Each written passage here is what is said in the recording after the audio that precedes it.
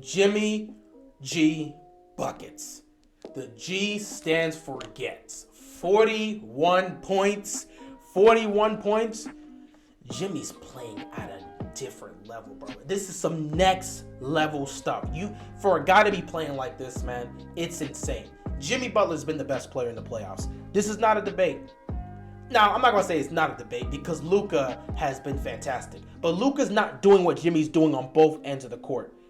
Luka, he's been amazing. He's been spectacular. But Jimmy's doing this offensively. And then on the defensive side, he's making play after play after play. Taking a look at this tonight. Jimmy Butler, 41 points, 9 rebounds, 5 assists, 4 steals, and 3 blocks. Look at what he's doing offensively and defensively.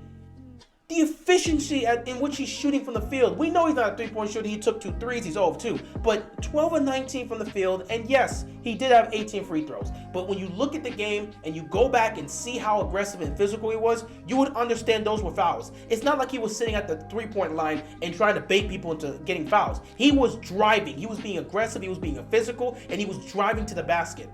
Those were legitimate fouls. Jimmy came out here and imposed his will in the second half. He was playing really great in the first half, but he came out there in the second half and just imposed his will. 27 points in the second half for Jimmy Butler. Fantastic. Miami goes up 1-0 in this series. They take down the Boston Celtics 118-107. This is going to be an exciting series. It's going to be long. If Jimmy plays like this, I don't see how the Celtics beat us. I'm dead serious. If Jimmy's going to play like this, the Celtics are in trouble. 41 points for him. But of course, Jimmy can't do it on his own, so you need guys to show up. Well, Gabe Vincent continues to play well. 17 points for him on 50% of the field. He had 3 threes. 17 points from him, 11 points from Max Strus, 18 points for Tyler Hero. Tyler Hero showed up. He didn't exactly do well in terms of hitting his threes, but overall he showed up. 18 points from him, 11 points from Strus, 17 points from Vincent. You get this type of production from your guys, you can come out here and win a basketball game. My only concern would be Bam. Bam had 10 points. Now, he was 3 or 4 from the field, but he wasn't really looking to get aggressive and take his shot. I'm fine with it, but down the stretch, I know Bam's gonna have to be aggressive, and he should know that himself. What he's doing defensively, though, is fantastic. He's been great. He had 4 blocks in this game. So you will never see me criticize Bam defensively. I know what he brings to the table defensively. He was a monster today. He blocked Tatum and made him look like a fool. It was fantastic. So Bam Adebayo defensively, we know what he brings to the table. I felt he should have been Defensive Player of the Year, or at least been in the top 3, but it is what it is. He should have been a finalist. But hey, it is what it is. Bam defensively is great, but offensively, he's going to have to get it going. He's going to have to get it going, and if he doesn't, it could be a problem down the stretch. But it is what it is at this point. When you get 41 points from Jimmy Butler, when you get 17 points from Gabe Vincent, when you get 11 from Strus and 18 from Tyler Hero, you're going to be able to win a basketball game. Fantastic job by the Miami Heat. As for the Boston Celtics, this was already a tough game for them. They knew going in they were going to be without Marcus Smart and Al Horford. They wanted to see what they could do. Maybe they could try and steal this game. And honestly, the way they played in the first half, it looked like they had a great chance. Jason Tatum had 21 points in the first half. He finished the game with 29. He was like 9 of 13. He was not 9 of 13. 9 of 14 from the field, 21 points heading into halftime. He finishes the game 10 of 21 from the field and 29 points. Jaylen Brown, 24 points for him tonight. He did not exactly do much in the first half, but he started to come alive in the second half. And that's the thing. Tatum and Brown have moments where one will go cold and the other will take over, or, both of them may take over at times, or maybe both of them will go cold. You just never know. One night is Jaylen Brown trying to close it out for them in the second half. The other night is just Jason Tatum doing what he's got to do to close it out. That's just how the Celtics work. But tonight was a night where they really missed Marcus Smart because they really just did not know how to control the ball. And yes, Miami's also dealing with that issue in some cases because we're missing Kyle Lowry. However, Jimmy Butler is more than enough to be able to do that. If we're struggling, Jimmy Butler can come in and do that. The issue comes to mind when Jimmy's off the court. And when Jimmy's off the court, that's when we start to struggle in terms of ball movement and ball control. But when Jimmy's on the court, I don't really worry about that because he can run the offense, he can control the pace, and that's just what he does. And he did that tonight. But yeah, 29 for Tatum, 10 of 21 from the field, 24 for Brown, 7 of 17 from the field. You got 18 points from Pritchard. Now, he was 6 of 16. He did not play He wasn't exactly the most efficient, but you get 18 points from Pritchard, you got to be happy with that. Also, Robert Williams. Robert Williams also gave you 18 points. The person who actually struggled was Grant Williams. He didn't actually really do much for you. 7 points. He didn't really do much, and he didn't take a lot of shots, but he really didn't do much. He was ineffective a lot. So he was the one that a lot of people were hopeful that would come out and, get aggressive and try to continue to do what he was doing in what he did in Game 7.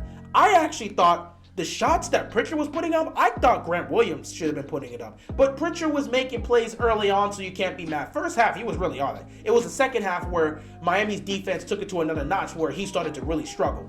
But I thought Grant Williams should have at least gotten more attempts, but it is what it is for them.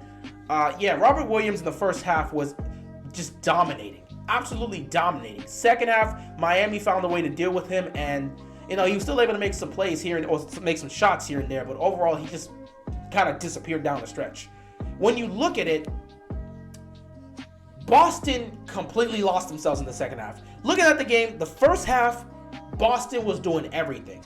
Boston was out-rebounding Miami, and they were shooting 60% from the field. Heading into halftime, out-rebounding Miami, shooting 60% from the field. However, despite all of that, despite the 21 points from Jason Tatum, despite the fact that Robert Williams had 12 points going into halftime, you were getting great production from Tatum and Robert Williams. No, Tatum was going off, Robert Williams was giving you production, Pritchard was giving you production, and you were shooting 60% from the field. Yet you were only up by 8 points heading into halftime. That's when I knew Miami had a great chance. Because Miami's a better second half team than they are in the first half. They use the first half to make adjustments, and they come out and they play completely different defensively. They're more aggressive, and you see that. Miami was down by 8, and they came out in that third quarter and went on a 22-2 run and took this game over. Once they went on that run and got that lead, they did not give it up. And they continued to pour it on in the fourth quarter. Now, the Celtics did play better in the fourth quarter, but Miami just continued to do what they were doing. In fact, Miami was just pouring it on at some point. Yes, you were looking at it with the Celtics. It looked like they could make this a very tight contested game, but every time they tried, Jimmy Butler was just making the play. Either he was making a shot, or he was passing out to Strus, or PJ Tucker was making a defensive play, or even Jimmy was making a defensive play, or Bam was making a defensive play. Miami in the second half imposed their will on the Celtics team and took it over. Great job by the Heat. Great win. We go 1-0 in the series. However, it's only going to get tougher because, again, Marcus Smart did not play in this game. Al Horford did not play in this game. Yes, we are missing Kyle Lowry, but that is 2 starters missing for them as opposed to 1 starter. And Marcus Smart was desperately needed tonight.